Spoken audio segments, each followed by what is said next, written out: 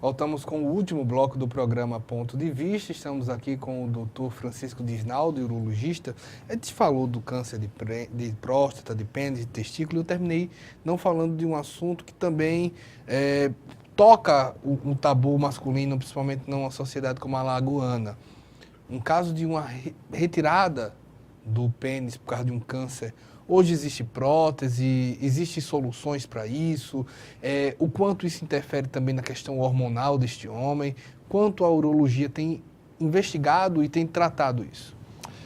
Olha, a prótese, ela é essencial para o homem que tem o pênis dele e tem a disfunção erétil e que não responde a tratamento nenhum. Então, a prótese é para isso, ou seja, para homens que têm o pênis. Já foram feitos alguns pênis que pacientes que amputaram, né? Mas amputaram por acidente, tá certo? E foi colocada a prótese e foi retirado o tecido da coxa e foi construído um pênis com um resultado bem razoável. Mas assim, é claro que é mais um aspecto estético, né? Entendeu? Para câncer eu não tenho notícias. Certo. Até porque é meio complicado. Para câncer é meio complicado. Uma área muito enervada, não é isso? E assim, câncer de pênis geralmente é um câncer agressivo e quando você amputa... Porque é o seguinte, o câncer inicial de pênis, a gente muitas vezes só retira a glande e o paciente continua tendo a vida sexual dele, entendeu? Mesmo sem a glande. Isso... Se é um câncer muito avançado, que você tem que tirar todo o pênis, você tem que passar um período muito longo de observação, porque é um câncer meio agressivo, o câncer de pênis. Então, assim, eu não conheço casos de gente que amputou o pênis por câncer e que foi feito uma neofaloplastia, a gente chama. Como eu disse, conheço em caso de acidente. Né? Em relação à retirada do pênis, isso não altera a função hormonal do paciente, o que é um problema, porque o camarada continua com desejo, continua, né? E não vai ter como satisfazer a vida sexual dele. Nesse sentido, é um problema. Agora, a retirada dos testículos, aí sim, aí altera todo o circuito hormonal masculino. E isso é um problema muito sério. Não só na vida sexual, como na saúde do homem. O hormônio é fundamental para a saúde do homem, não só para a vida sexual. Exemplo, um homem que retirou o testículo, ele precisa de que hormônios para desenvolver quais funções? Depende da idade que ele perdeu o testículo. Se ele perdeu o testículo antes da puberdade, ele vai ter que esperar a puberdade, vai ter que tomar hormônio, entendeu? Para ele desenvolver todos os caracteres dele, masculino. Massa muscular, voz, pelos, ou seja, ele vai ter... E saúde de um modo geral, que depois a gente pode falar sobre isso. Então ele vai ter que fazer reposição hormonal para o resto da vida. Um homem que tira um testículo, por exemplo, tem câncer de próstata muito avançado que você retira os testículos, porque esse câncer é alimentado, vamos dizer assim, pelos hormônios produzidos no testículo. Pois bem, esse não tem que fazer reposição hormonal, porque você já tirou na tentativa de controlar aquela doença, entendeu? Então, cada situação é cada situação. Agora... se o homem, por exemplo, o homem pode apresentar baixa de hormônio sexual masculino sem ter retirado o testículo. O testículo simplesmente não produz mais o hormônio do homem. Seria a testosterona? A testosterona, basicamente a testosterona, entendeu? E nesses casos, o prejuízo para a saúde masculina é muito grave. Homem que tem testosterona baixa, ele tem maior risco de infarto, maior risco de derrame, maior risco de osteoporose, maior risco de depressão. A diabetes é mais grave no homem que tem baixa de testosterona.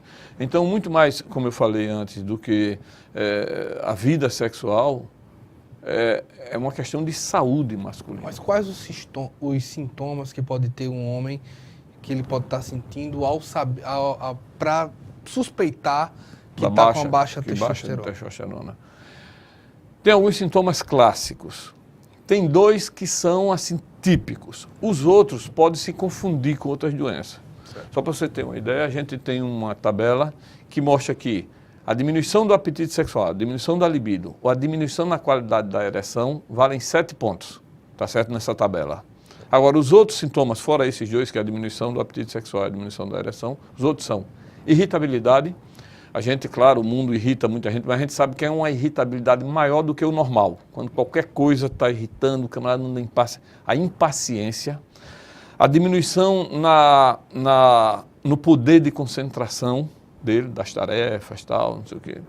A qualidade de sono ruim, o ganho de peso, aquela gordura flácida, principalmente a gordura abdominal, diminuição dos pelos, principalmente os pelos das pernas, são alguns sintomas, né? Tem outros, tá certo?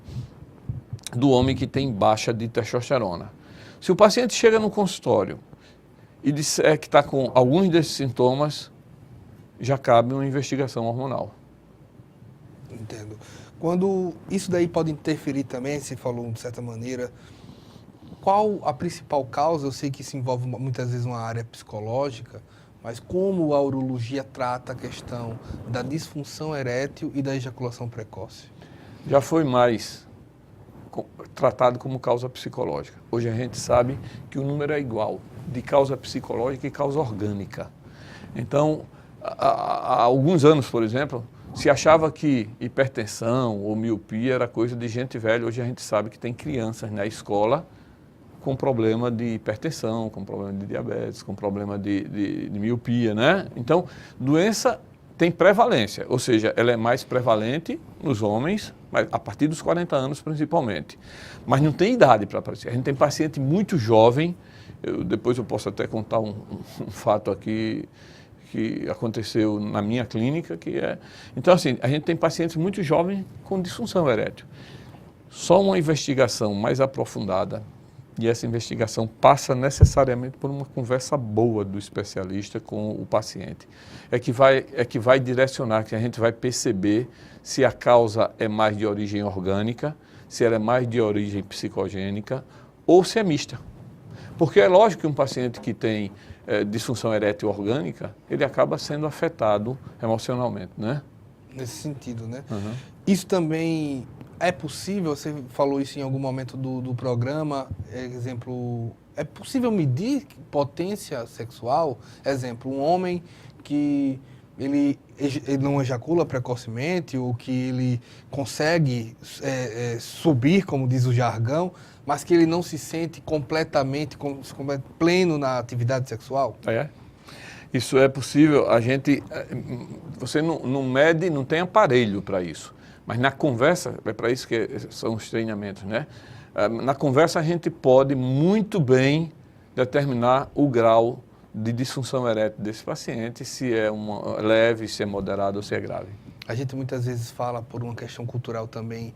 Acho que a sociedade, ao longo do tempo, falou muito da virilidade e essa relação em termos sexuais. Ao mesmo tempo, tem algo que na brincadeira se fala muito de desejável, mas que é um problema, uma doença, seria ter uma ereção duradoura demais, um priapismo. Isso. O quanto isso é problemático? O priapismo passa a ser problema... A partir de 4 horas do priapismo, ele passa a ser doloroso. Aliás, a gente vê que com 3 horas o paciente já começa a se queixar de dor. Com 6 horas ele tem que ser drenado de toda maneira. A gente tem que baixar aquele pênis, isso acontece. Mas, assim, o priapismo não acontece à toa, não.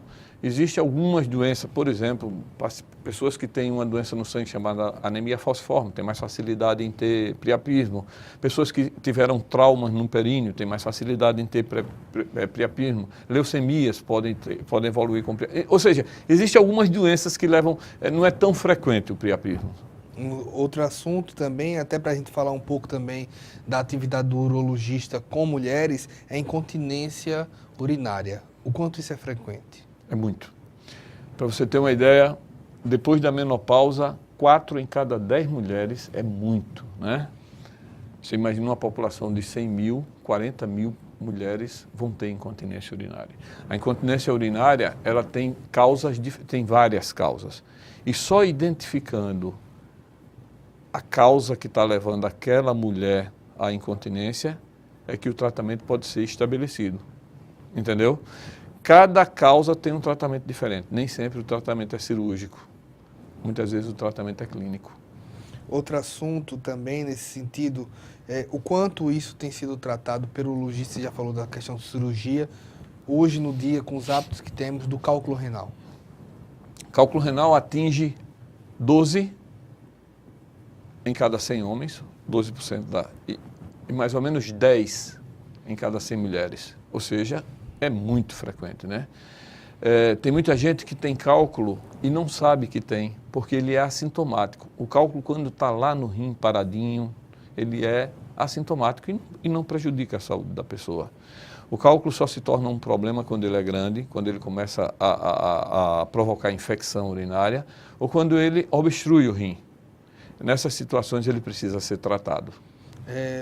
Em outras ações, até para falar, estamos no último momento, ainda sobre alguns tabus, o homem em todos os países sempre tem aquela preocupação com o tamanho do pênis, curvatura, deformidade, o que é natural e o que preocupa em tamanho, em deformidade, em forma. Veja só, existem trabalhos no Brasil, existe trabalho no mundo inteiro sobre o tamanho do pênis e o tamanho médio do pênis do brasileiro vai de 12 a 14 centímetros. Quando a gente fala tamanho médio, 50% das pessoas tem esse tamanho, né? Entre 10 e 12 é o chamado pênis pequeno, abaixo de 10, eu só vi um caso até hoje, é o chamado pênis infantil. Acima de 14 centímetros são considerados os pênis grandes, né? Então, assim, a gente sabe que isso faz parte da fantasia sexual das pessoas, dos homens e das mulheres, por mais que se neguem. Tem mulheres que não se importam, de verdade, tem mulheres que não se importam. Até porque a gente sabe que sexo é muito mais do que o tamanho do pênis, né? Sexo é envolvimento, sexo é pele, é carinho, é uma série de... é identificação. Às vezes o camarada... Eu já vi, aí eu vou contar uma história que eu vi no hospital aqui em Maceió. Um camarada tentou um suicídio porque a mulher abandonou ele por outro. Esse camarada, ele tentou se envenenar e ninguém estava conseguindo passar a sonda nele, quem foi passar a sonda fui eu, e ele tinha um pênis grande, e a mulher disse assim, doutor, salve ele se quiser, mas o meu baixinho, ela disse, o meu baixinho da pinta pequena aqui é muito melhor do que ele. A mulher me disse isso. Pode deixar ele morrer. A mulher estava com a verdadeira aversão àquele camarada, sabe? Então eu até fiquei assim, porque ela falou claramente.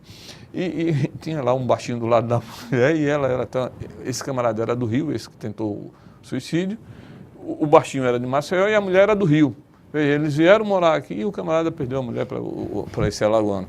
Pois bem, então isso existe. Tem mulheres que não se importam. Se a gente parar para pensar que o chamado ponto G, que é uma discussão se existe ou não existe, mas vamos lá que existe o ponto G na vagina, ele fica a 5 centímetros da entrada da vagina, então um pênis de 6 centímetros causa prazer a uma mulher, não é verdade? É verdade. Então assim, talvez para algumas isso faça algum sentido, a fantasia e tal, não sei o quê, mas na prática isso não é bem assim, não é assim que funciona, né? Agora, vamos deixar bem claro, não existe cirurgia para alongamento peniano. Vamos deixar isso claro, porque as pessoas nem ainda... técnica, né? Não existe. As pessoas vão no consultório ou vão na internet, aí vê lá um monte de mentira e vê um monte de picareta falando sobre essas coisas. Tem aparelho, tem tração, tem exercício, tem isso que as pessoas compram e não funcionam. E elas não pedem o dinheiro de volta porque elas ficam com vergonha de entrar na pequenas causas, no pequenas causas e dizer a razão porque quer. Então fica, aquele dinheiro se perde, mas infelizmente não existe. Muito obrigado, doutor Francisco, por todas as orientações. Estamos às ordens. A gente agradece também a você pela audiência. Esperamos uma próxima oportunidade. Até mais.